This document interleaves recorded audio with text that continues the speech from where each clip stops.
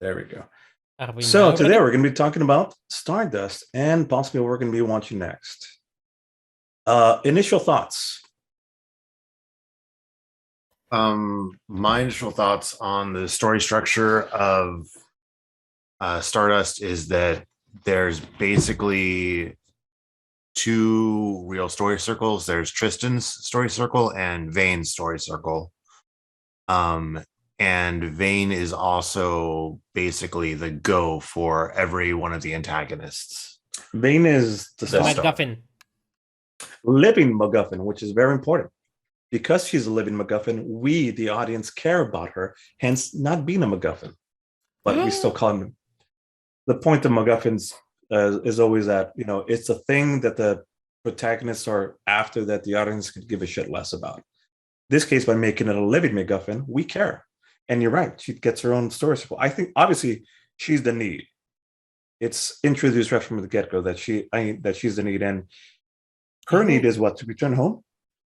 Her need, would be to return home. Her desire is to go home. Her need is to find love. Correct. When we talk about story circle, the you need, when we say the need, that's the story's need. That's the thing that we could easily introduce, you name any movie, like Indiana Jones, like the need of that movie is like, we need to stop the Nazis from getting the Ark of the Covenant. This need of ET is we need to get ET home. The need of the mummy we need a better cell phone plan. Yeah, ET right. Phone home. The need of what's the movie with all the aliens come and destroy the White House? Independence Day. Independence Day is we need to defeat the aliens or survive or whatever. Then but when we talk about a character's need versus want, what they initially think they need, what they initially think they want is they want this, but what they actually need is something different. Her want is she wants to return home, but what she needs is to find true love. Same thing. That's my thoughts. I would say maybe her want is to return home, but her need is to maybe interact with people instead of just watching as she has in the past, to actually participate. Yes. To fulfill herself, and literally in this case, fill herself with love. Or would it be the love or desire? No, I guess it would be love. And let's bring it to the point. I mean, we'll get to this during the return, that her whole thing is to shine brightly. She does not shine brightly till the very, very, very end. And that's also a part of the conflict. So I guess let's start off with a quick overview of the normals. You, obviously, Tristan. I mean, I like how the pre-story sets up. His name's Tristan, right? His name is Tristan. And the dad is Davin or something like that? Whatever, the father. So the first 10 minutes of it is setting up the story like, hey, here's the dad, there's a wall, there's a scientist saying magic doesn't fucking exist, but really, here's the wall. He goes over, falls in love with, we're introduced to the princess who's been enslaved by the witch, given a whole bunch of setups.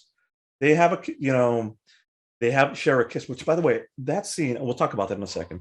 So he returns, and lo and behold, 9 months later, there's a basket, and it's Tristan. And then, like, when he says his name, the camera pulls up and it says Stardust, right when it says Tristan. That's when that was the pre-story. The true story starts with Tristan with a U. And now we start with later, with his ordinary day, ordinary world. He works as a shop boy. He is a shop boy. He's just sort of doing his job, working at he's a shop. A boy working in a shop. He's not a shop boy. Later on, he is a boy who works at a shop. Now, that's his he ordinary is just world. A shop boy. Yeah, we're introducing his ordinary world. You is ordinary world. No, that I'm just doing a quote literally from Absolutely. the movie. Yes. So later on, but now he's just sort of being a shop boy, mooning over this girl, Victoria, who clearly wants nothing to do with him, is clearly using him just to be like, oh, Tristan, you love me, so I'm just going to cut to the front of the line. It shows her as being very egotistical, very much just about using him, and he is all about it. And so That's her ordinary role too. well, that's part of his ordinary world. Is Yes. he is convinced that this is love, and When we're introducing the you of a character, we need to introduce the 4 techniques of making a likable character, making him, show him being good at something, show him being in an empathetic situation where he both gets embarrassed and he gets his ass kicked by what's the name? Humphrey. Yeah, but Stephen, or no, the guy who plays Superman, Cavill. Henry Cavill plays Victoria's love interest. Right. So he's the Witcher and he's Superman. I didn't catch that until afterwards. Yeah, that's Henry Cavill. So he's being mean to him. So automatically we're like, yeah, we like Tristan because he's been shit on by this guy, and because he wants the girl, and she's very pretty. I mean, I kind of dug her, then we kind of like want the girl too, so we can forgive her shittiness for a bit. Especially the next portion is to introduce the need, and the need being like, hey, I've got a bottle of champagne. I love you. Yeah, what's his name? Dude's gonna buy you a ring and shit, but he's gonna go all the way to Ipswich. Yes. Ipswich. I will go to the ends of the world. I will climb the highest mountains. I will swim the longest sea. I will whatever, man. It's lovey-dovey, wishy-washy. And he's good with words. I mean, he's been very sympathetic, very cute. We love him off the get-go. Cut to the need. Now we're introduced to the Storm Warlord, King Stormlord. Stormhold. It's so the thing jumps over to Stormhold where a king is dying, and he says to his 3 sons, look, I'm gonna die. You guys normally would kill yourselves.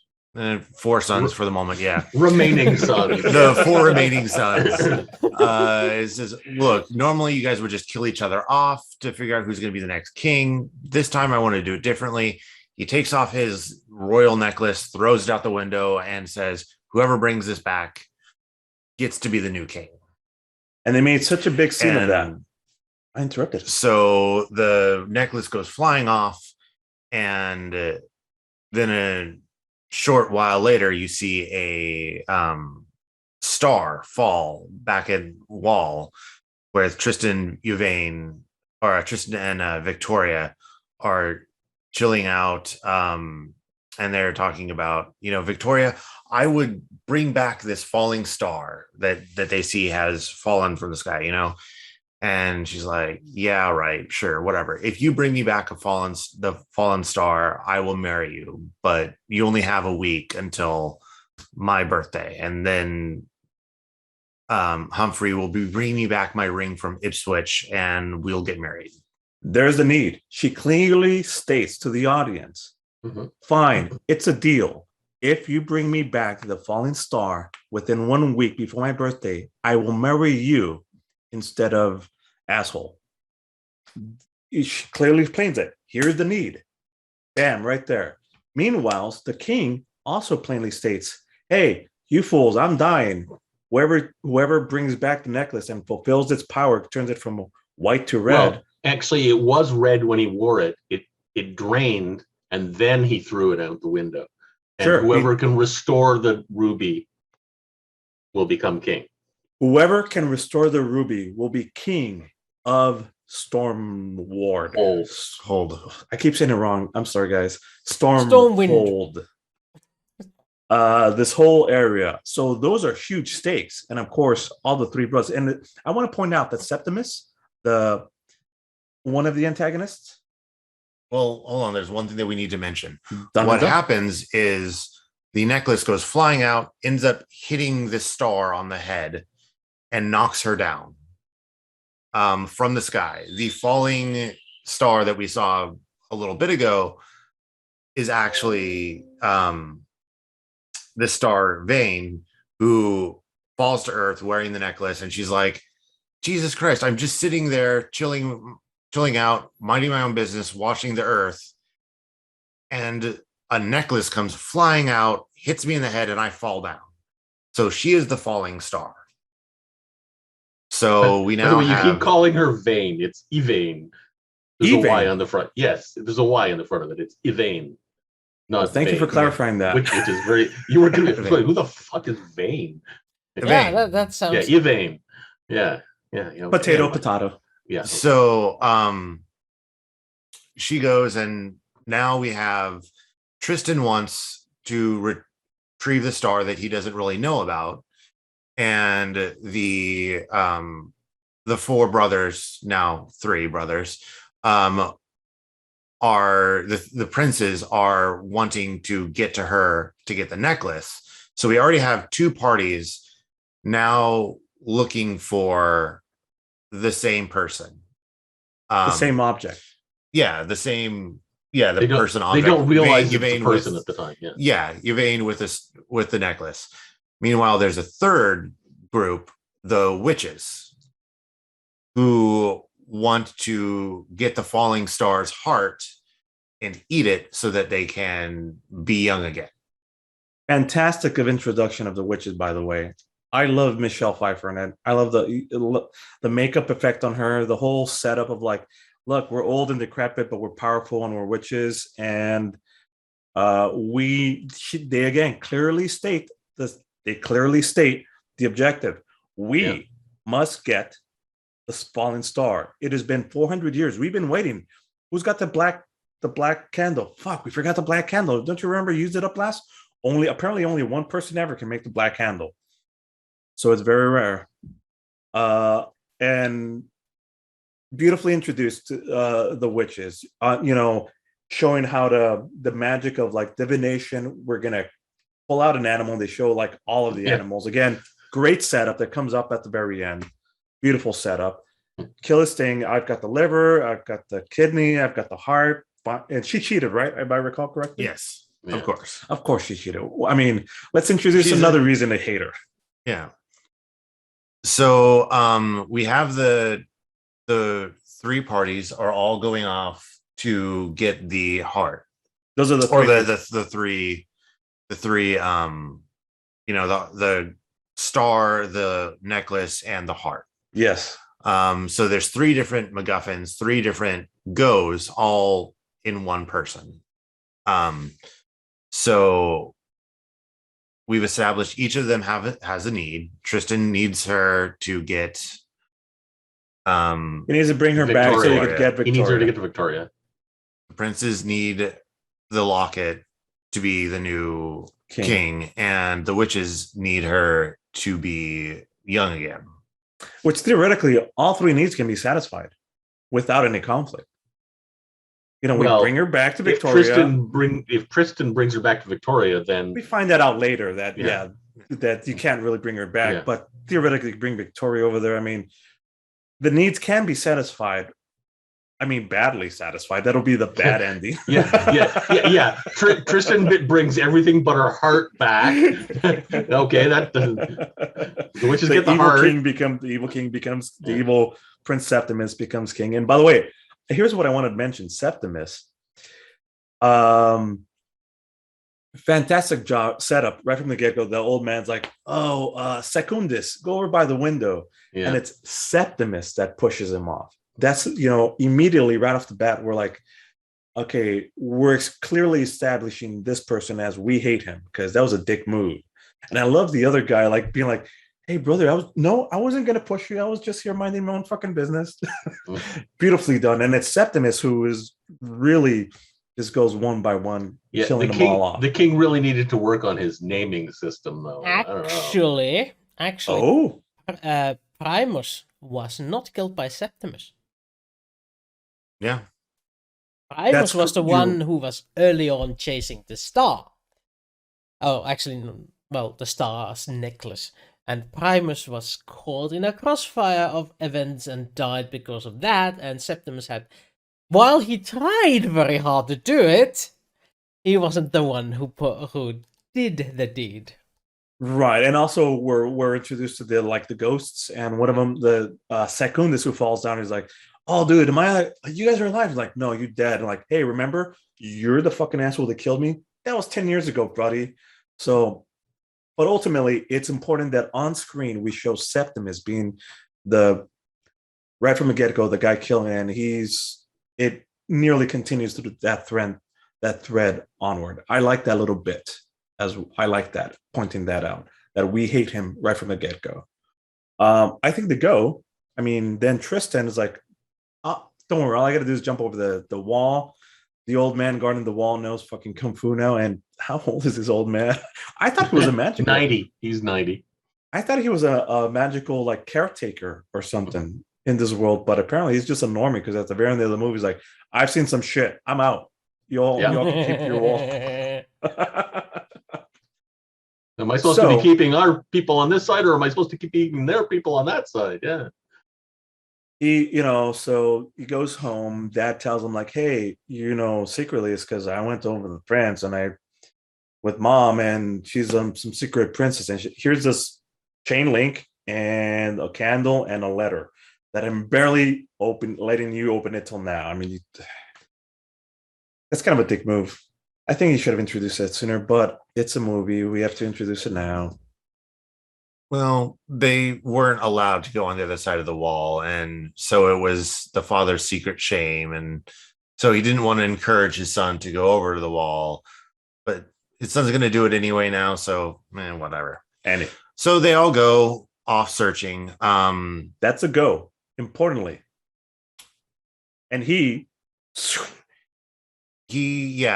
sort of cheats, uses a little bit of magic unknowingly to get to the star first. And now his go is really to bring Yvain back to Victoria. It's not so much his go isn't to get there, to get to the stars, to get her back. So he's trying to get her back. Everyone else is trying to get to her. But then we get to the search portion of the movie, which is very much a montage of searching, setting traps, literally. Yeah. Septimus is riding around, having his soothsayer throw the bones to figure out where the star is. Fantastic scene, by the way. Mm-hmm. We'll go into it in a few seconds. Primus is off carting around. The witch is meeting Dishwater Sal and setting up the inn at the crossroads, the goat's cart. Yes. Yeah. At every point, and by the way, the search portion is where most of this, in a good storybook, that's where the meat of the story comes from. You can do whatever you want to search, but do a whole bunch of setups, explain more of the scenarios, give more backstory, more lore, really define the characters. And I think each one of those pivotal scenes did a fantastic job of in the search portion, really highlighting who they are. The witch just being very witchy. Septimus, I love that scene. It really showed how dangerous Septimus is with the scene with the runes. He's throwing up the runes in the air. Yeah. Well, I like that scene because he had the soothsayer there. What he did was he sort of manipulated the guy to give him a simple way to use those runes himself by learning how the yes or no answer option works with the runes. And once he got that done, he just killed the guy immediately and like, okay, well, fine, you're because useless. he used he used the guy using the runes to prove that the guy using the runes was leading him off in the wrong direction intentionally. Brilliantly and done. Thus slashed his throat. And before that, he learned how to use them by observing. Not only that, but we, the audience, learned as well, because we reached the end of the ocean. He's like, well, what the fuck? I'm like, all I'm doing is just whatever the runes say. Let's see you do it in action. Is my favorite color blue? Visually show all the things turning up. Yes. Is my name Septimus? Visually show. Yes. Am I swayed by people begging for their life? No, they're all blank now. Perfect. And the music is still nice and light at this point. He says, all right, one more question, throw them way up in the air. And the camera zooms in. The music shifts and he gets real fucking serious. Like, are you working with my brother? For my brother. Dramatic, the things go up and it's beautiful because like the camera sustains them in the air, sees him come down, and it's still his face, and as they just come down. So it's beautifully shot. Beautifully shot. Did he slit the guy's throat before or after the runes fell? After the runes fell. Okay. Because after the runes, you could almost for a brief second see his face, and the audience knows, oh, you dead now. Oh, you totally dead now. Because it showed like the next scene is it's showing all like up. So yeah, he's been working for the other guy. Cut to his reaction, I'm like, oh fuck. Stop. And at this point, cut back to Septimus, and not only is he a real bastard and willing to kill on a like this, he's smart. He's got the will, he's got the smart, he's a dangerous motherfucker. I love that scene for that reason. It really highlights how much of a danger this guy is. One of the funniest and actually very relevant scenes is when Yvain and Tristan are talking, and he brings out the bubbling candle, which he calls it a bubbling candle instead of a Babylon candle. Oh, so she obviously knows he has no clue why or how it works. And it's like, so he has some of it left. Yes. Which plays a part later. Yes. Which we're still in the well. Let's finish the search portion. Yeah. All right. So that's Septimus. Let's talk about the search portion for the witch. Michelle Pfeiffer. Did we ever get a name for her? I can't remember her name. She has a name. I don't recall it. It's a necessary lead witch. Lead witch. Lead witch. Yeah. And she meets the girl who she meets the other witch who has enslaved the princess. Dishwater Sal. Great scene there. Really shows like her dangerous side there. It's like gives us a hint of her danger there. Then Lamia is the name Michelle Pfeiffer's Lamia. Yeah, there's no way I would have remembered that. Also, Lamia. I think it should have been more evil. What does Lamia mean? Why did they choose that name? It's a name, as far as I know. Lamia names have power. You got to remember this. Names have power. I believe Lamia is it's a Greek monster, yeah. Yeah. Froggy chips, and it's a snake woman. Okay. There we go. I enjoyed the scene with them. It showed Dishwater Sal, someone who's as being like a low-level witch, and we already kind of knew that. And then also we see that Lamia is a friggin' is scary as fuck. Yeah, if the woman that if the witch that we've already been introduced to has a princess as captured, and so we can clearly see that she's a pretty powerful witch. She's fucking scared of Lamia, and for good reason, because Lamia is a bitch. And then she talks about my queen, and she's just like, oh, you're Lamia. My bad. Please. Yeah. Again, good visual storytelling for the audience. Beautifully done. So that's all part of the search. Then we get to like the find portion. I think where Tristan gets his find is with Captain Shakespeare. That's when he finally gets, instead of being unrealistic and I know what you're thinking, that's not what I mean. What he wants with Shakespeare is that he finally gets to learn and sort of be the mature hero that he's always viewed himself as.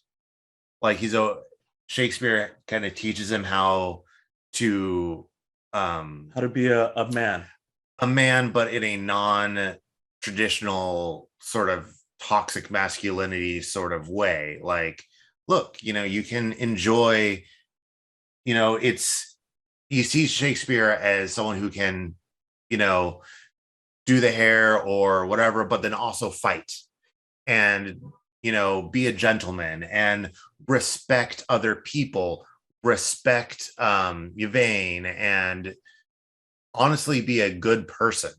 Yeah. And that's when Tristan sort of finally finds what he needed, which was to have a little bit of self-respect for himself, to back up the self-respect with, to justify it. Because he talks a big game right from the get-go, but he can't back it up for shit. Yeah. And so finally he takes back some of the game that he's been talking. Takes back some of that talk. He learns to be a little bit more of a quiet, composed individual. That's when Tristan gets what he found, or gets what he really needed. I think I disagree with you there. I think honestly the find is when, they're back and he's with her and he's like, yeah, I heard you talking about love. Let's make out and go past that. The night that we spend with it, that's the find. And for me, that's the find, because that's the emotional height of the movie previous to that point. I think meeting Shakespeare, is that his name? Shakespeare. Yeah. Shakespeare. I think that's an ally. That's our introduction to an ally that teaches him. That's his mentor. That is his mentor status, which again, even now towards the scene when Septimus finds Shakespeare, in my heart I feared, fuck, they're gonna do the thing where they kill the mentor. I really like him. Please don't kill him. So the stakes were really there for me. So I disagree with you on that point. I still think that's part of the training montage, which is part of the search, because he's an ally and he's teaching him, and that is the whole point of search. Is I think I'm trying to say is that Shakespeare is what leads him to ultimately find. Yes. And it's through that change that he goes through that he is finally able to see Yvain as more than an object, which is something to bring back to what's her face. He's treated her as an object. I mean, he's pretty shitty. He chains her up, ties her to a tree, and says, I've been force walking to walk at night or in the daytime. Yeah. When you're supposed to be sleeping, because apparently that's how stars work. Stars sleep at day and are awake. They shine at night. I mean, which doesn't make any sense as it's always night in space, but that's. And we're kind of like, dude, this is fantasy. Come on. Yeah, he is. He essentially enslaves her and decides to present her as a gift to his fiancée. It's like, what makes a better gift for your fiancée on a as a show of love than a slave woman? Yep. Going to Neari's point of view, yes, that is his flaw. I mean, it's a flaw on his part. He's got a couple of flaws. Number one, that his talk is big, his actions are crap. And number two, that he views things not right. I'd marry you for a slave woman.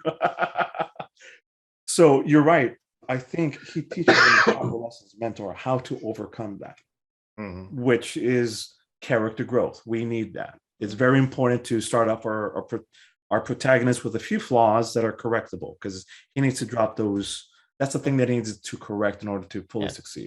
To be fair, he does represent himself as redeemable, because he says, I'm just gonna actually let her keep you. I'm just gonna show her to you, and then you can use my candle and go the fuck home.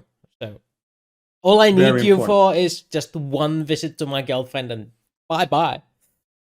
He gives her a deal. Actually, he gives her I think here he gives Yvonne here's your need. Go with me, do the thing. I don't know her need. Her need is to go home, but that's an opportunity. It's a bit forced, because because he does chain her up first, and then then he offers like, okay, I was thinking of letting you go, and like you do this voluntarily, and I'll let you use the candle. But it moves the story forward beautifully. So you can actually get home because that freaking necklace took you here. So yeah. And it both changes her, like at first she's like, I don't like this guy. This guy's a dick, until the unicorn, she has a conversation with the unicorn, which I thought was fantastic. I'm like, oh shit, there's a unicorn in this. A literal unicorn. I can't breathe apparently. Yeah. Anyways, breathing is a thank you. You gave it. It's contagious now. You too? Are you next? I'm good. You don't want to hear this? All right. So they, like a unicorn can kind of half convince each other, like, maybe it's not that bad. Maybe he said I was gonna go home. I don't know. Maybe I'm giving him a light thing. Oh, look, here's an inn. Let's go rest her for the night. Meanwhile, the stars are talking to Tristan saying, oh, dude, you need to get you need to go rescue her for sure. You need to get on that cart however way you can. And I thought that was a great scene. He just like barrels into it. Dramatic moment. I'm going to do it. Smash, fall. What the fuck was that? It's like, please, sir, I just want to get with you. I'm like, all right, let's go. Are sent here by my brother? It worked for me. And it set up a really good, tense scene at the end where at almost every moment the Lamia was almost getting to Yvonne. Yeah. I mean, I know that it's early part of the movie and it's too early for that to happen, but it was still kind of tense. I like the dramatic tension that was there. Yeah, it's like, yeah, time to step up. Who's on the door? God dang it. You could really sense the frustration. I almost felt bad for Lamia too. It's like, oh, you almost got what you wanted to, but all these fucking things just keep interrupting you. Beautifully done. On that note, does Shakespeare get his own arc? Does he have a story circle? He has a need though. And he does get to go to the new normal at the end. And he does get a new normal. I do think his small story circle is my favorite one in this. I'm gonna have you. Why don't you explain? Let me hear your thoughts on his story circle. Well, he does start off as this threat pirate Roberts sort of That's character. his need. His ordinary world is capturing lightning. Yeah. His ordinary world is his fearsome air pirate, whatever. That is just trying to upkeep his reputation and torture random passerbys and whatnot. But his need is to be himself. That's a good point. Yes. He doesn't get to be himself. He's only putting up a facade of being a Dread Pirate Robert. That's also his flaw. Yes. Yeah, I agree. He keeps his true self to himself. He fancies England, like he's never been to England, but he's heard about England and he loves England, and that's where he gets his name from. It's like a famous English story writer. That's it beckons to his artistic side. He calls himself Captain Shakespeare because he's a captain that shakes a spear. It's a fearsome name, Shakespeare, and yeah. But it's also the artistic side because an artist's name, and he wants to dance and be fancy and all that sort of thing, and he does that in the privacy of his own captain's cabin. Nobody's allowed to enter, and he is keeping even from his own crew this thing. So his reputation is not going. He thinks he's keeping it from his crew. Yes. Spoiler alert! This is a good point. How you present new information to the audience is important. Yeah. Because later on, obviously, we find out at the very end during the return portion, what would be his special world, his go? What would be the abnormal world for him? people finding out his secret so that he notices. And this happens when Prince Septimus boards the ship. I think that's his pay the heavy price, obviously. Yeah. That's his low point. Yeah, that's his low point. With the crew all having seen him in the corset and dress. Yeah. And having lost to Septimus, the dickhead. He didn't lose to Septimus, he beat Septimus. He tossed him off the ship. No. Septimus jumped ran. Septimus had him at a sword point. The crew had his back. Yeah, the crew came in force, and he just jumped out because Septimus decided, "Yeah, I'm not dying over this bullshit," which was a smart call. I think his go slash search special ordinary world, which he has to adapt to, is the introduction of Yvonne and Tristan. Jeez, I forgot his name. At the same time, he's got to win. He's got the trial. He's got the road of trials too. He has to show off and throw off the dummy, and then convince the crew that, hey, here's my prince nephew. My nephew. He's a nephew of mine, and I guess the girl. We're gonna put them all together and some. So he's got to his adapting is to train him at the same time as he's training everybody. That's his search portion. Is what I'm trying to say. His search portion is that entire time with them. They're adventuring until he gets what he wants when he drops them off and says, "All right, guys. You're on your own. It was great having you. We had a lot of cool lessons. Have fun with this awesome dress. And Tristan, you look badass now." By the way, I loved when he was changing his hair. It gets longer. Yeah, magic. He's like, "Don't worry. When we're done with you, the crew will never recognize him." I'm thinking, yeah, right. I'm like, oh shit, maybe not. Yeah, longer hair does that. Wishing them luck. Have fun storming the castle. Oh, sorry. Pretty much movie. Right. So I thought, he's like, hold on, Captain. Don't wear that winch out. And I mean, they are hinting at this point that they know that the captain is sort of forgetting some of his own lines. At this point, they are sort of like, "Hey, Captain, you're forgetting something." Yarr! Perfect comedy, really. Yeah. Good exposition, because that's the audience knows for sure. Yeah, and then that's confirmed afterwards when they catch him in a freaking pink tutu and what all the dancing. What's the whole heart? Yeah, yes. With a purple painted heart on I want to say it's a march. But I also want to say it's like Swan Lake or Blue Danube or something like that. Anyway, it's some sort of ballet music. It's fantastically. By the way, that whole scene, beautifully shot scene. I could watch the scene over and over and over again so many times, down to the dropping of the record. I mean, first it starts off with a little bit of like non-diegetic music. Very important. We love diegetic music. Big fans of it. Drop it onto the old-timey record. Visually, and now the music really swells, and then it's him dancing, and it's such a great scene. Meanwhile, without him knowing, we're doing that Hitchcockian thing of showing the audience that no, the threat is coming, and our protagonist is completely unaware that he's coming. What's going to happen? He's sneaking up on him, cutting back and forth. It's just beautifully done scene. And he finally does catch him. And the crew comes in to save him while he's wearing freaking undergarments.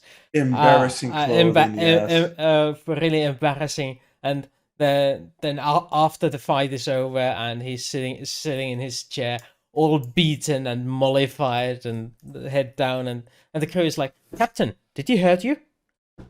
Yes. Yeah, and beautifully. And he's like, "Ah, no, but." Then what's wrong, Captain? Well, you see. Oh, Captain, we always know you were a whoopsie.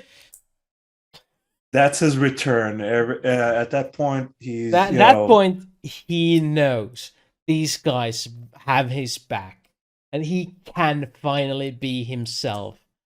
And we see a glimpse of that at the final scene when... That's his return. Yes, I agree. That is his return. At the final scene of the movie where he is winking with Victoria's boyfriend during during the coronation of the new king. That's right. He did do that, which was a great touch. Yeah, both of them were winking at each other. And the reaction from Humphrey was, what? No. That's Victoria who goes... Like, Humphrey what? is like... Oh. It's like, oh, hello, Shakespeare. That was a great point, and I love. You're right. I guess he does get a good story circle. It's a very short one, but it still hits the beats. It hits the beats, and that's all we're talking about. You hit the beats, it works. That's it.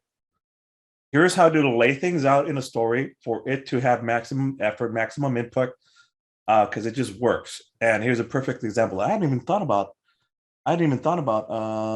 Captain Shakespeare and his story circle. But yeah, you're right. I always concentrate on the overall theme. I like finding these small little arcs of character development in these things, because those are extra, but they make a movie better. Yes, they're the little like pinch of extra spice that shows love, and they pay off really well. Good stories have those little moments of complex three-dimensional characters with flaws and good points and correcting of the flaws. That is what I think is the point of stories and story circles, is stories that teach humans how to be better humans. We're going to highlight this flaw and show you what happens that in order to, when you overcome your flaw, you can achieve this great thing and become the new master of your world, master of the domain, which we'll get to. All right, so we're at the search. We're at the get what you want. Tristan, that scene where getting to Tristan's get what you want, which I think is when, he says, look, I heard you talking about you loving me. And that scene in the carriage where Yvonne is talking to him as a mouse. Yes. Oh my God. So it comes in, wide shot, and it's slowly zooming in on her face. It's just like getting closer little by little, cut back to the mouse, cut back to her, slowly zooming in. And she's just doing a beautiful long monologue of just confessing her, hey, I guess I love you. Shit, I didn't expect this. I know you can't hear me. I hope you're all right, blah, blah, blah. It's a beautiful scene. And also talking about how love should be unconditional. Yes. Such a good payoff. Like here, I've completely forgotten about that. Yeah. You want to talk more about that? I guess. So yeah, Yvain is talking about how love is unconditional, and Victoria isn't doing any. She says that you have to prove your love to her, but she's not doing anything to prove her love to you. So why are you doing this to prove your love? Like, no, this is bullshit. And if you were to love me, I would ask nothing of if I was, in return of just I'd give you my heart. Yeah, that's it. That's all I want. And I will give it back to you. It's so simple, so beautiful, profound, poetic. That moment there, it's just, I can't say how amazing and beautiful that piece of writing is right there. It says so much. And us as the audience were like, yeah. And they really sold it. I mean, her performance, her looking down, her unsureness, she's got this look of insecurity as she's telling it. Like she's forcing herself to say it to the mouse, and just barely has enough bravery because she knows he can't remember. He's a fucking mouse. So she's being brave, and the camera's slowly pulling in. The music is swelling beautifully. It really sold it for me. That's, I think, her. I don't know if that counts as her get what she wants, but for sure, when they unite at the end, and he's like, yeah, I heard you. I love you too. Let's smoochy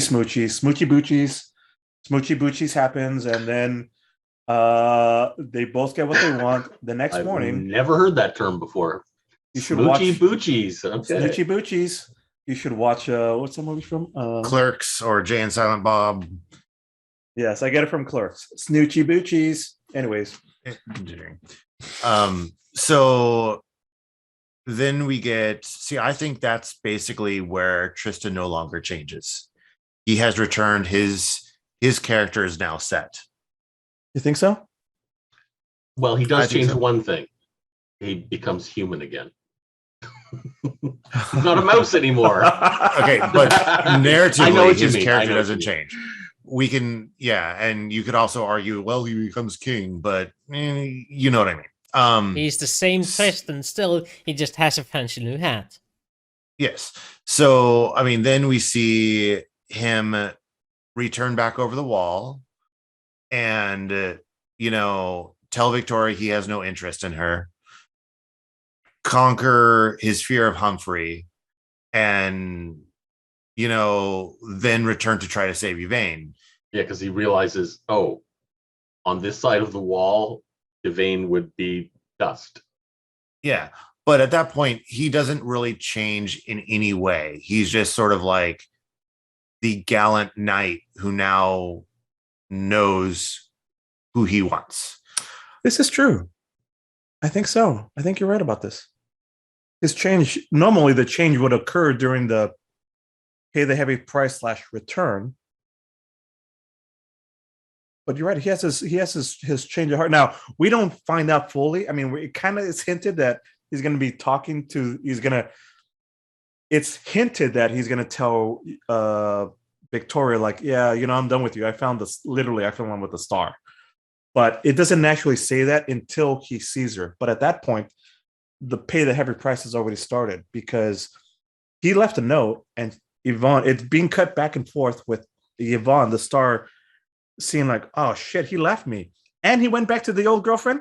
Fuck, I guess I'm just going to go out and wander the world and be hopeless and just she goes to the hole in the wall. Right. Which at this point we know, because narratively we've seen the two other antagonists, Septimus and Lamia, the witch. Mm-hmm. They know too, like they're converging onto the wall. Everybody's converging onto the wall. This is the heavy price portion. But meanwhile, Tristan is still in that, like, I'm just gonna go talk to her.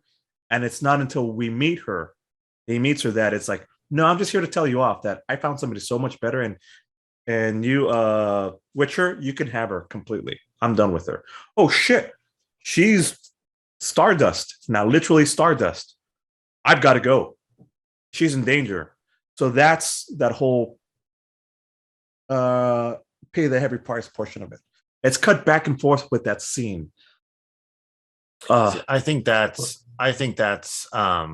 Yvain's lowest point. I think that's where she has paid the heavy price, and then in the end, he returns to try to save her from the witches. But yeah, Yvain is just like, whatever, fine, cut out my heart. I don't give a shit. For sure, it's her heavy. That's her lowest point. She the love, she confessed her love. He went to the ex-girlfriend. She's like, I don't give a shit anymore. Fuck it. I mean, she's even captured. All of the tropes are there. Actually, like during that scene, I had to pause the film because I was like, I can't right now. This is too much. Are they going to do that trope where he finds Level and misinterprets his intent, so he's going to go to the background? I'm like, that's exactly what they're doing. Ugh. But it still twisted it because it just was a way to further the story so that she could get captured and we could have the final confrontation with everybody at the wall. And that was a kind of a tense scene. That was a good little preview.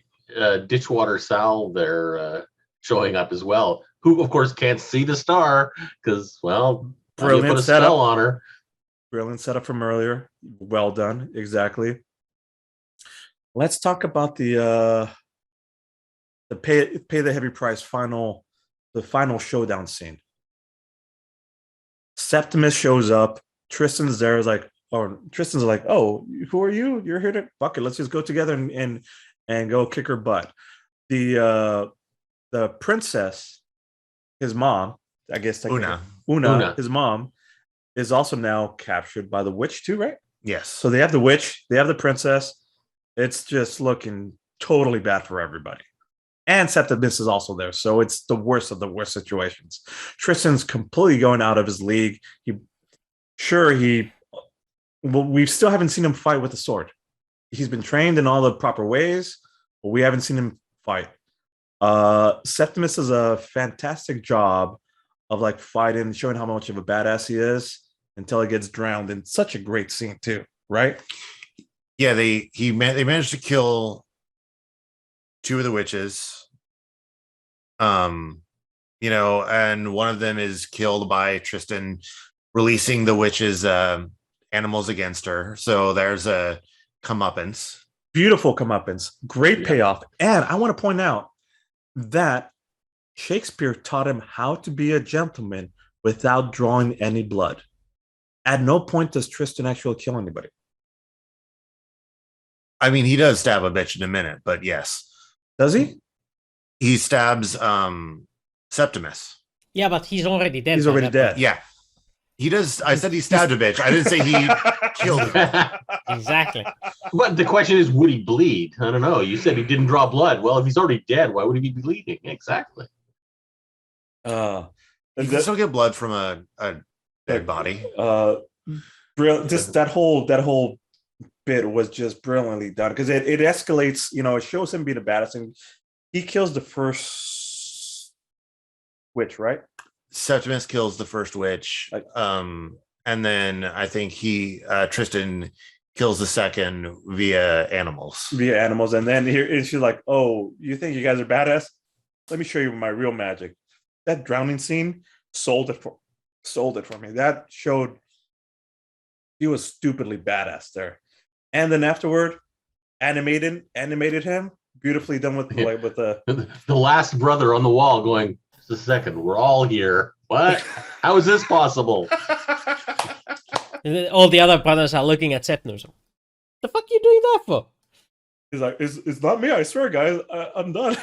It's not me, yeah. I will do that. Did they ever recognize Una, the ghost? I can't remember if they're like, "Oh, look, Una's there." Oh, yeah, Septimus recognized him too. So I even like the scene where like Tristan is running away and he's about to kill like another witch, and it's his mom, and she's like, no, I'm your mom. He's like, oh shit, I thought that was a little bit too contrived, or it's like, come on, I'm into witches den, and you're saying you're my mom? I don't think so. Stabby.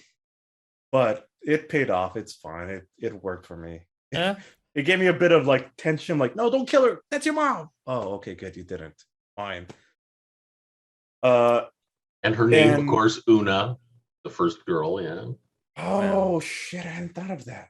Really? Oh, okay. Brilliant. Again, I didn't keep track of her name. That's why. Now that you mention it, again, because she was slave. Names have power. She was slave girl for the most of the movie. Yeah, pretty much it. Yeah, slave princess girl. Yeah. Well, you didn't even know she was a princess. Yeah. She says it right from in the intro when she first meets the dad. She's like, "I'm really a princess being captured by a witch." Yeah, sure you are. Here's the MacGuffin with the thread, the chain. Yeah, he tries, and it's enchanted. You can't. Well, if I can't save you, what do you want from me? Noochie boochies. Get over here, boy. Hamana. Let's go back to that setup again. When I first watched it, it's in the part where we're introducing the magic to the world, and here's these 3 little flowers, and she's like, "Well, it could be the color of your hair, or it could be, like your favorite memory." And in my brain, I'm thinking, okay, this is some really weird flirting. It doesn't occur to me until later in the movie, like, no, these are real things. You're having to pay for this magical. These aren't just flowers; these are magical items. And they will take, like the witches want your hair color. You will literally lose all your hair color. They want to keep that memory. That's a thing that witches want. When she says a kiss, I still thought they were being flirty, and she does such a good job of just like of making that scene work really well. Here's Tristan's dad, just fresh out of water, being seduced by Princess, and it's not in like evilly seducing. It's very much they both want to, it's romantically done nicely. And I like how she says, yeah, it's just a simple kiss. And the reward is literally the lucky flower that Miss Sally, or what was her name? Sally? Dishwasher Sal. Dishwasher Sal. Dishwater, not dishwasher. Same Dishwater. thing. Same thing. Which, I mean, in turn, is actually the thing that he needs protection against all of the witches. And I forget, how does he get it back? It's in the remains it's of in the the remains. Of her barrel-shaped. Yeah, transport device. after he finds the abandoned cart there. Oh no, I was too late. But look, here's a flower. I know what I must do. Put it on and be a badass. This is the one thing that he needed. What I think is interesting is ultimately it's not him that saves the day. Yes. It's Yvain and her love for him that saves the day. That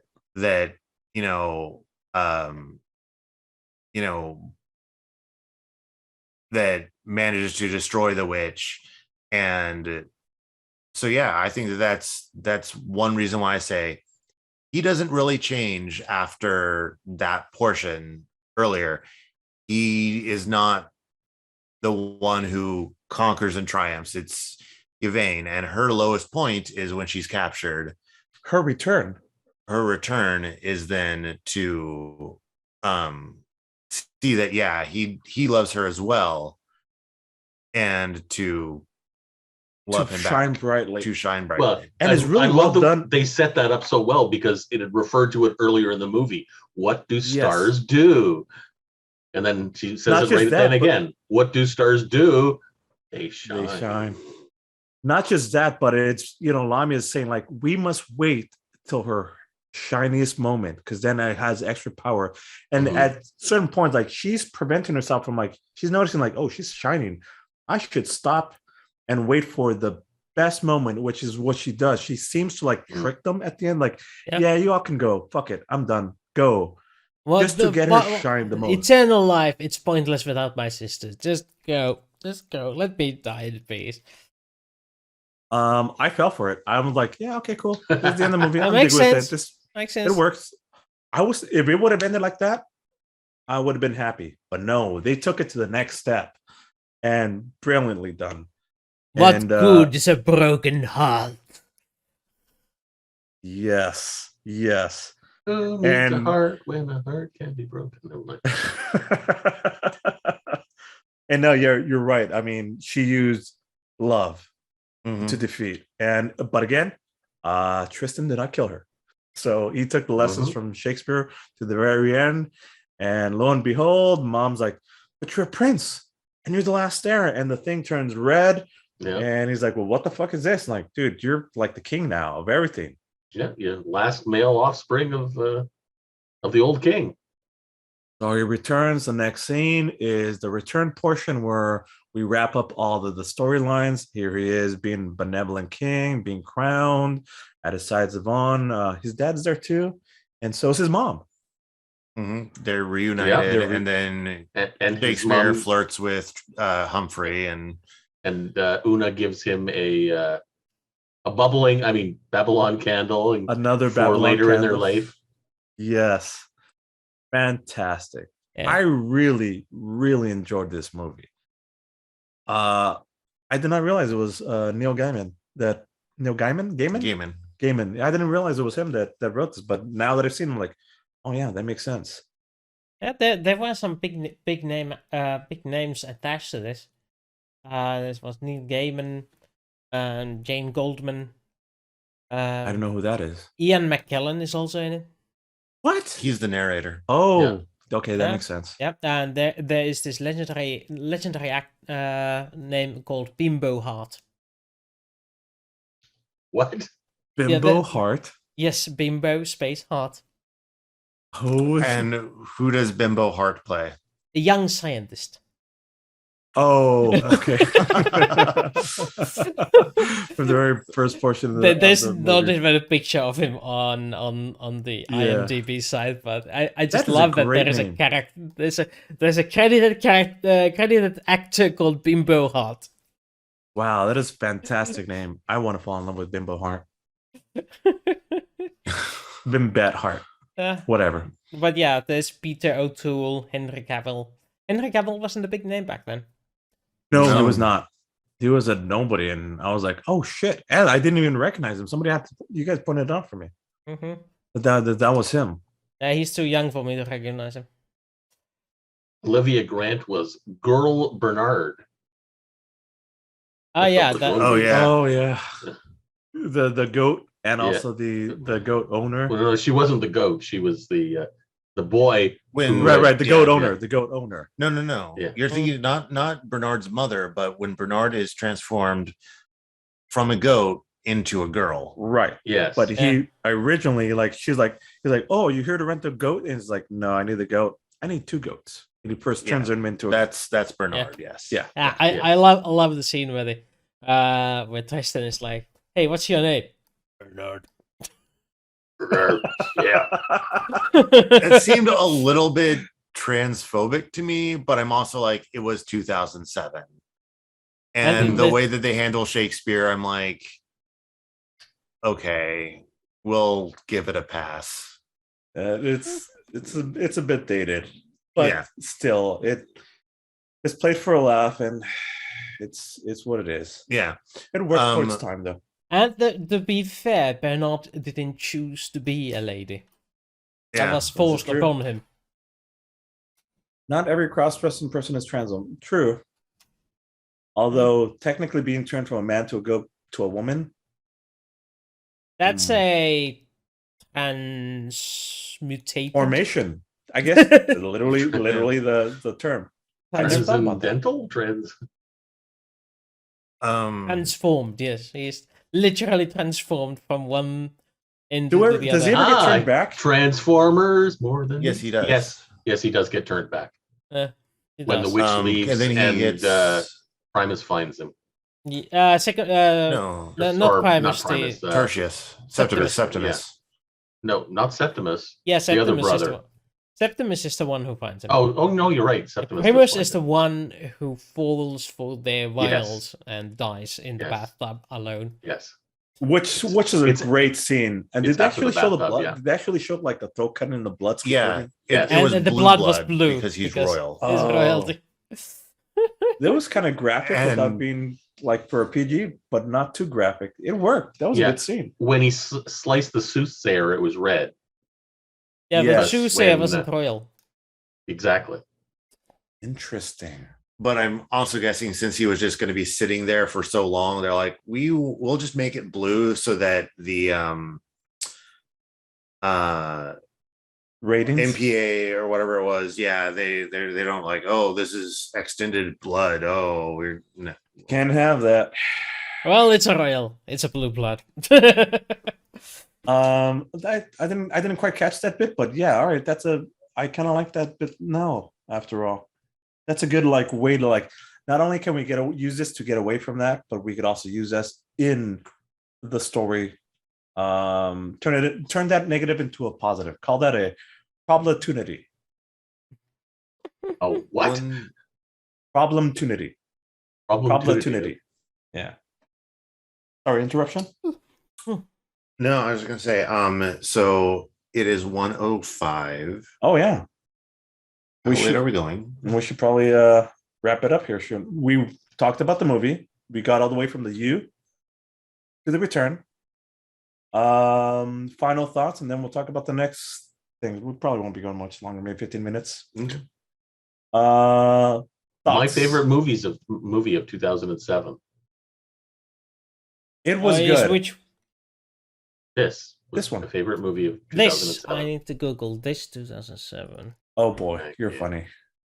Thank you for recommending this. I really, really enjoyed this movie. I've never seen it. What I used to do all the time was go out on December 24th, and whatever my favorite movie of the year was, assuming it was still in theaters, I would go see it. So I would see this In 2007, I saw this on December 24th in theaters. A lot of times my favorite movies weren't playing anymore, but oh well, too bad. But I definitely remember this one, and I remember the 2007 part for some reason. Interestingly, 2007, there was a movie that had Called this? Yeah. Well, it was skills like this, but close enough. I like Neil Gaiman as a writer. His stories have just the right touch of mystical, Whimsy. I guess not whimsy, yes. Whimsy, magic, set and also in real world scenarios, or like introduction of like, here's the real world, but also magic exists, and here's how that would look like in a whimsical fashion. The directing, the cinematography, the special effects, the soundtrack, this all worked for me. It was good. The camera angles, the editing was, for the most part, I'd say 85% of the shots were to my liking. I was like, wow, this is good. Wow, this is good. Editing and pacing, good for a good majority of it. There's a few spots here and there where it was like, yeah, I don't know that I would cut that out. Maybe I would cut up. This is one of the few fantasy movies that doesn't have me dwelling on a that doesn't make sense moment. It's very much a soft magic sort of world where you're like, yeah, magic exists. We're not really going to describe it exactly. We don't need to explain the rules. Yeah. And that's fine. That's usually my take on whenever I'm writing stuff, mystical, anything magical. I take the vampire method of writing. I once asked my dad, like, "Hey, Dad, I'm writing like the story on a vampire. What's the rules like besides garlic and the cross and a stake? What else defines a vampire? How else can I kill him?" He's like, my dad told me the best lesson ever. He said, "Son, it doesn't matter. Vampires are not real. You can make whatever the fuck up you want. If in your story you want him to be able to die from a silver bullet, done. You want him to die by banana, done." So I take that to heart. Whenever we're talking about magic or future technology or any sort of blah blah, any sort of, yeah. So vampires are now vulnerable to lacrosse. If I want them to, yes, I could just write that up. So in writing magic, you have to write that balance of like, some authors explain in detail how magic works. Others keep it loosey goosey, so they could just explain on, well, and then magic happens, and then this. Like, how does microwaves work? I don't know. I put food in there, then magic happens, and it's warm. You get an author like Neil Gaiman or J.R.R. Tolkien that's very soft world building, where magic, I mean, things happen and it's We sort just of, accept yeah. it. Versus Stormlight Archives, Brandon Sanderson, Yes. who has very hard magic, and he explains how the things work, and then he writes through that. And or who did the Golden Compass, that also both in the book and the stories. And usually it's in the very first portion of the book or the story that you have to explain to the audience, like, this is the world we're at. When we're explaining the ordinary world, this is what ordinary world looks like. Magic is different. And this thing that's this banal object that you would consider in the ordinary world nothing, in our world, it does something special because of XYZ. So you could go on any spectrum. And I like to fall into the spectrum of like, yeah, this ball, magic. It can do whatever the fuck I say it does. I don't have to explain any of the rules. Yeah. And I like how in this movie, it's just like, it's magic. We don't have to explain anything more than that. It's a black candle. Guess what it does? The character says that you think about something and it takes you there, then it does. The character says that it's rare and you lost it, and it's really difficult to make in one, and they only know one person ever. Well, then that's the rules, and it works for the story. Yeah. You just barely put enough of the magic that to make it work, and it works. And I like that about this movie. Indeed. Not to say that when you're talking about magic in detail, you use that as a story plot device. With Anderson, I think his magics are plot device driven too, aren't they? I haven't read enough. I'm still on the first book, so. Well, either way, that's drifting away from the topic. So how about we talk about what we're going to do next? We decided we're going to do probably a month away from now. We're going to keep this like to every once a month, especially since the holidays are coming up. We've been wanting to do a horror, but these fools don't want to do horror. I'm not a big horror movie guy either, but. So we're going to go on 7th or the 14th? Your call. Hang on 1 second. I'm going to pull up my calendar. I don't have anything, but I'm just going to be like, I'm going to put this in my calendar right now. Meanwhile, we are going to do a double trouble next week. Oh, yeah. Not next week, next episode for Story Circle. We've decided for sure we're going to watch Love, Death, and Robots. Death, Love, and Robots episode. It was, I suggested The Hunt, I think. Good Hunting. Good Hunting. Just Good Hunting. Good Hunting. From season 1 of Love, Death, and Robots. Available on Netflix worldwide, so no excuses. Don't have Netflix. You go to sit on that couch and he will show it to you.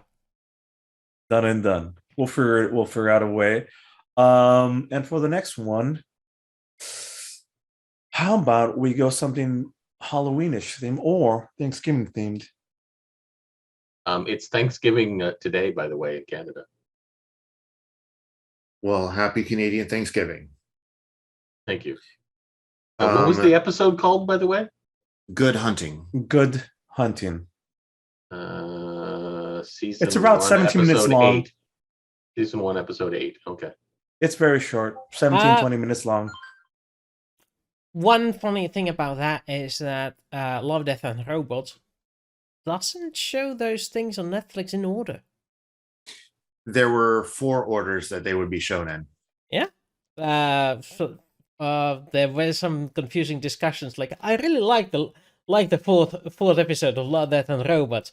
Yeah, I really like that episode where they shoot things with machine guns. Like, there were no machine guns in that.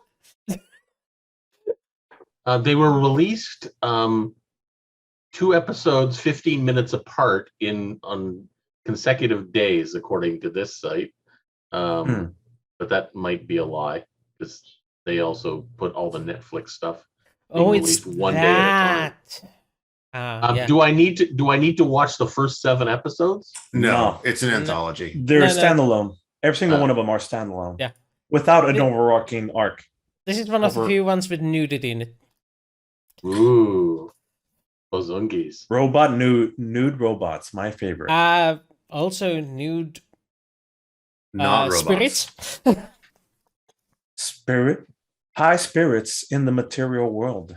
So do you want to do this on Halloween, October 31st, or the 7th, or the 14th? Ooh. Do you guys have things on Halloween or something? It's in the morning. Noon on Halloween, our time. Yeah, point taken. Oh, I have 2 suggestions then. Young Frankenstein or Little Shop of Horrors. Or the musical. Didn't we talk about a musical one? Rocky Horror Picture Show. Oh, yeah. Yeah, but that's a full length.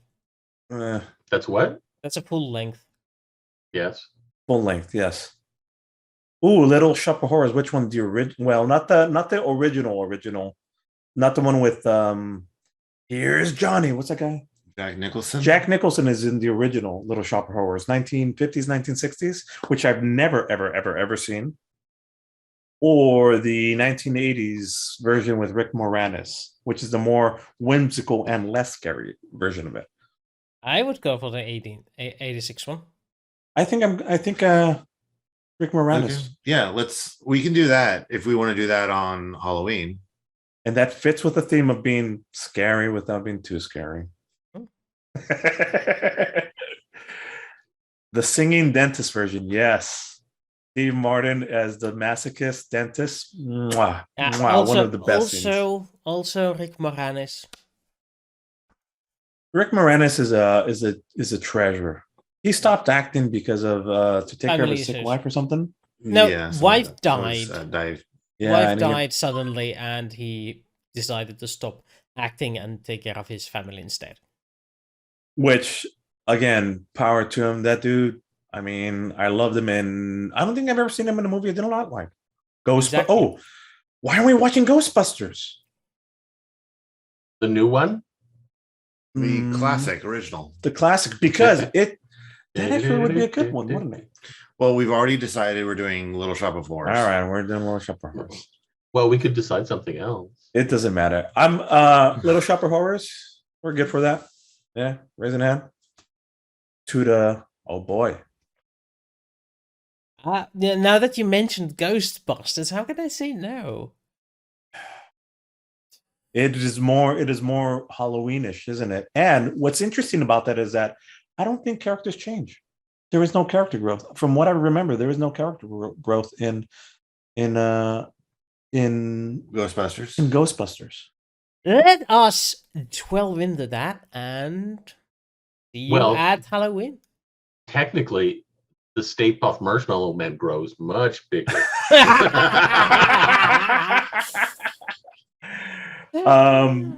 Well, let's see what Neari thinks. Neari, what do you first off?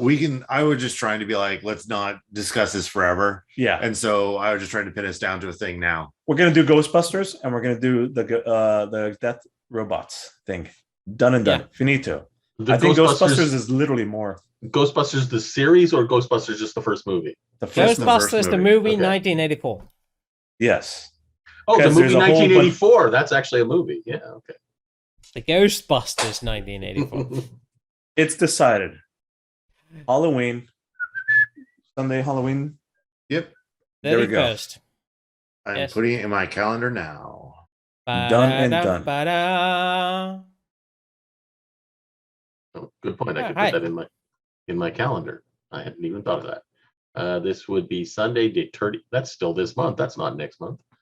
But it's thematically appropriate. It's fine. Story Circle. Location. I'll just put love, death. Oh yeah, there's also robots. the Ghostbusters cartoon, which is the one based on the original Ghostbusters, which is not based on the movie of the 1984 style. Which is why it was called the real Ghostbusters. There's a whole. I love the cartoons. I love Janine. I loved Slimer. I loved all of the original cartoons. I used to watch them constantly. But I remember there were the real Ghostbusters. They had to be different. Yeah. Because of reasons. Because the Ghostbusters was already trademarked, and that was the series I had as a kid to watch. I never seen an episode of the real Ghostbusters, but I've seen all of the other one. Fantastic. Well, I was very confused when I saw the movie. Like, where's the gorilla? Talking car? Why isn't the car flying? And why does it look like a brand new car? I've never ever seen the other version, and it sounds amazing. There's a gorilla and a flying car. There is a gorilla, a ghost car that talks, and a skull phone that speaks. What? Amazing. Yep, you need to. This will be a trip to YouTube. yeah, I do believe it's available on the YouTubes. If not, I may have it somewhere stockpiled in my hard drive. I may have a copy of it on disc somewhere. Froggy, somebody did write that. Well, I'm sure we'll find that out. That was probably but it was also based on the original idea of Ghostbusters, which did have a gorilla from all the way from the 60s or something, and it's based on that. And the 1984 Ghostbusters is not based on that original Ghostbusters thing, which is just boom. Like, I'm actually looking forward to watching the Ghostbusters for Halloween. Yeah. I'm actually looking forward to watching that movie again. It's been forever, and I've been putting it off, and I've been wanting to do it. Ooh. What we should do is we should find that other Ghostbusters series and watch it together just to see you guys' faces while we do that. We'll do that as a live thing. Like one of the Thursdays, like when Help Linky hosts on occasion. Yeah. Well, if you guys have time around Halloween to do that, we'll just pop those in and start watching them and comment them all live if we can. Actually, we're gonna just find if it's available somewhere to stream. Yeah. While he does that, I have acquired Love, Death, and Robots season 1. Yeah, okay. Prime question mark. We'll find out. Yeah, when you Google Ghostbusters on YouTube, all you get is the real Ghostbusters. The best ones. Yeah, they're well, not the fake Ghostbusters. They're the real Ghostbusters. You watch the fake one. That's why you watch the fake knockoff. Fake knockoff? No, you actually the series knockoff. I watched was based on the original, and you watched the cheap knockoff that had to have the real Ghostbusters on it. Yeah. Well, on that note, this has been really, really fun. I enjoyed this discussion. I enjoyed the great insight from you all on Stardust. Thank you for the recommendation, Blinky. I quite enjoyed that. Thank you again, Neari, for joining us for the discussion. Wooster, Blinky, audience. I think we're gonna. Oh, what was our catchphrase? Did we ever figure that out? No, We're so terrible at this. that's fine. Regular amount of nachos. No. Well, we'll just do what we normally do and say. Bonus popcorn. That would make sense. Bonus popcorn. You know what? Let's do it. Bonus popcorn, everybody. Lots of popcorn, everyone. Bonus popcorn. Bonus popcorn. Popcorn.